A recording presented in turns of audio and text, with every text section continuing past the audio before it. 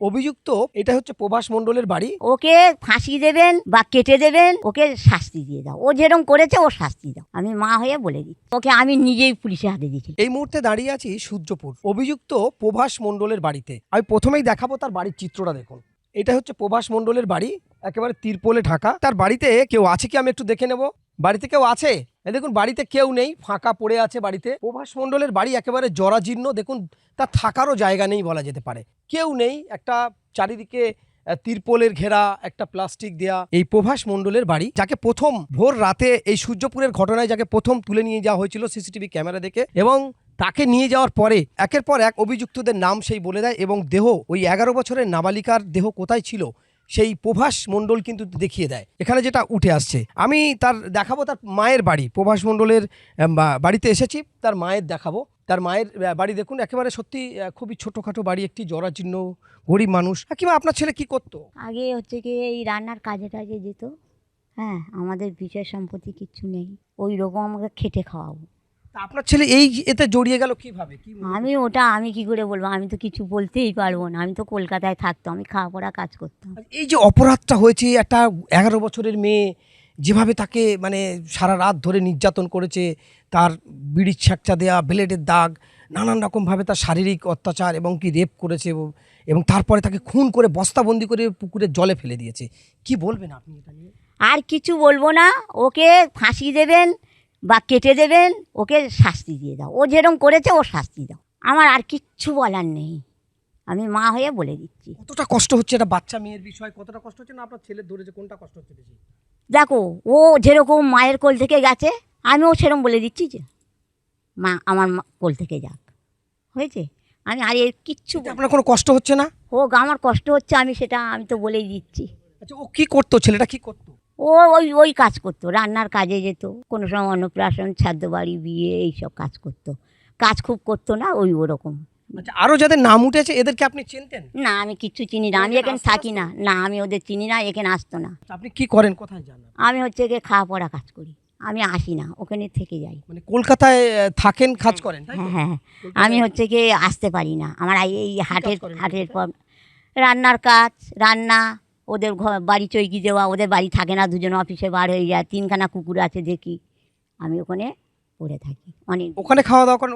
ওখানেই থাকি। আচ্ছা, আপনার ছেলের বিয়ে হয়েছিল? না, আমার ছেলে একজনের বিয়ে দিতে গিয়ে ভালোবাসা করে বিয়ে করে এনেছিল। ওই ছেলে? হ্যাঁ, আমি মেনে নিয়েছি তাই। আচ্ছা, তার কি মা নেই, বাবা নেই মেয়েটার। হ্যাঁ, ওরও খুব কষ্ট, দেখার কেউ নেই। আমি ওকে মেনে নিয়েছি। ও এসে খেটে খাচ্ছে, কলকাতায় কাজ করছে। তো ছেলের কোনো ছেলেপুলে আছে?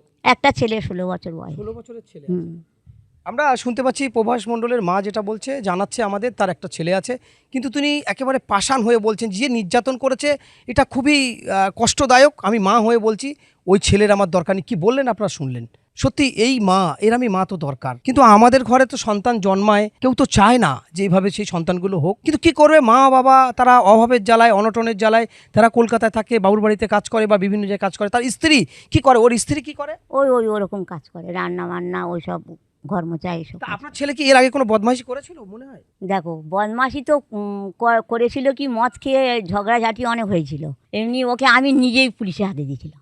ওটা বদমাইশ ছিল? হ্যাঁ, পুলিশে ওই মদ খেয়ে গালাগালি করছে, এর গাল দিচ্ছে, ওর গাল দিচ্ছে, বুঝেছো তো, এইসব করেছে।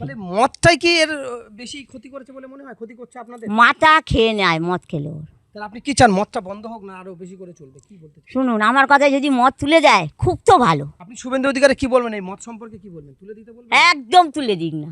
আর আমার ছেলের ওই শুভেন্দু অধিকারী বলে দিচ্ছি, ওকে যা করবে, ফাঁসি দিক, মেরে ফেলুক, যা কিছু করুক, আমার কোনো আপত্তি নেই। ওই মদ খেলে ও একটু পাগলামি করে এই গ্রামে, আর কিছুই নেই, এই গ্রামেই পাগলামি করতে। সাজা চাচ্ছে সারা রাজ্যের মানুষ, আপনার কি? দেখো, মা হয়ে যে সাজা তো দিতে বললো, আমরা আর গ্রামের লোক কী বলবো বলো? আমরা চাইবো কি এই গ্রামে ওই বাচ্চার ছেলেটা ফিরে আসে? ওর জন্য তো আমাদের গ্রামে বদনাম হয়ে যাচ্ছে, বদনাম হয়ে যাচ্ছে তো। একদমই খারাপ লাগছে, দেখছো না? সব ঘরের মধ্যে ভয়তে বার হতে ভয় লাগছে করতে। আচ্ছা, কেউ কি তেড়ে এসেছিল আপনাদের, কোনো গালাগালি করা, মারধর করা আপনাদের গ্রামে? না না না, তেড়ে ছিল কিন্তু গালমন্দ দেয়নি। কালকে তো এই ছিল, ওরা শুধু ঘর জানলে ওরা বুঝতে পারলে কাল ভেঙে চুরে সব ধুয়ে যেত। কাল প্রচুর লোক এসেছিল। না, একে ঘর ঠিক করতে পারিনি, এ ঘর ঠিক করতে পারিনি বলে ভাঙতে পারিনি কালকে। প্রচুর লোক এসেছিল, আমরা তো সব বাড়িতে। কেউ কিছু বলেনি তো?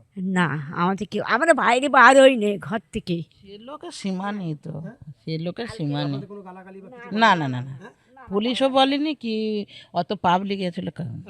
দেখুন, এটাই বাংলা। যে অপরাধ করেছে সেই অপরাধীদের বাড়িতে এসছে, কিন্তু দেখুন অপরাধীদের বাড়িতে একটা পর্যন্ত কিছু ক্ষতি করেনি, তার মায়ের কিছু বলেনি, পরিবারের লোকজন যারা ছিল, গ্রামের লোকজন ছিল, কাউকে কিছু বলেনি। যারা এসেছিল কিছু বলেছে আপনাদের গালাগালি বা কোনো বাজে কথা বলেছে? কিচ্ছু বলেনি। প্রভাস মণ্ডলের মা কিন্তু চোখ ছল ছল করছে, তারপরেও প্রভাস মণ্ডলের মা বলছে ওর ফাঁসি দিক, যাই করুক, সেটা আপনারা শুনলেন।